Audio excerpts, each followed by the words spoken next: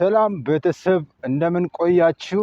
ዛሬ ደግሞ ይዤላችሁ የመጣሁት አንድ ምርጥና በጣም ለዚህ ዘመን ወጣት መሆን ያለበት ከዚህ በፊትም የነበሩ ሰዎች የተጠቀሙበት ብልህ የሆኑ ሰዎች የተጠቀሙበት አንድ ሀሳብ ይዤላችሁ መጥቻለሁ። ይህም ሀሳብ መታወቂያችሁ ምንድን ነው፣ በምንድን ነው የምትታወቁት የሚል ሀሳብ ነው። ስለዚህ ይህ ደግሞ አብዛኛው ቢዝነስ ኦነሮች ወይም የታወቁ ታላላቅ ሰዎች የሚያውቁት ብራንድን ቢውልድ ማድረግ በሚለው ነው። እና የእናንተ ብራንዳችሁ ምንድን ነው? በምን ብራንድ ነው የምትታወቁት? የእናንተ ስም ሲጠራ ምንድን ነው የምታወቀው? ምንድን ነው አብሮ የሚነሳው? የእናንተ ስም ሲጠራ ሰዎች የሚያስታውሱት ምንድን ነው?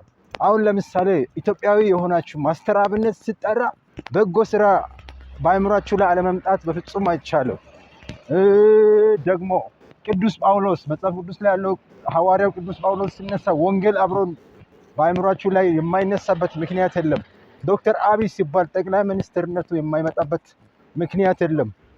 እንደዚሁ አይነት ዮናታን ሲነሳ መልካም ወጣት የማይመጣበት አእምሮ ላይ የማይመጣ ሰው የለም። እና የእናንተ መታወቂያችሁ ምንድን ነው? በምንድን ነው የምትታወቁት? የእናንተ ስም ሲጠራ ምንድን ነው አብሮ በሰው አእምሮ ውስጥ የሚነሳው? ብራንዳችሁ ምንድን ነው? መታወቂያችሁ ምንድን ነው? በምን መታወቂያ ነው የምትታወቁት? እና የምለውን ነገር ላወራላችሁ ፈልጌያለሁ። እና ደግሞ ከዚህ በኋላም በምን መታወቅ ትፈልጋላችሁ? ምንድን ነው መገንባት የምትፈልጉት? የእናንተ መሆን የእናንተ ስም ሲጠራ በዚች ምድር ላይ አሻራ እንዲቀመጥ የምትፈልጉት በምን አይነት መንገድ ነው የእናንተ አሻራ እንዲሆን የምትፈልጉት የሚለውን ነገር አነሳለሁ። እና ቢያንስ አንድ ነገር ምረጡና እናንተ አክቲቭ የምትሆኑበት የእናንተ ጸጋ ወይም የእናንተ ራዕይ ያለበት የምትሉት ነገር አንድ ነገር መርጣችሁ የራሳችሁን ብራንድ ወይም የራሳችሁን መታወቂያ ከፍ አድርጋችሁ ለማሳየት እለት እለት መገንባት አለባችሁ።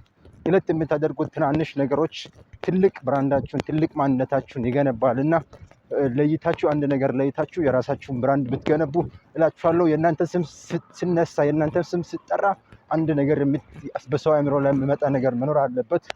አመሰግናለሁ። መልካም ነው ይሉላችሁ።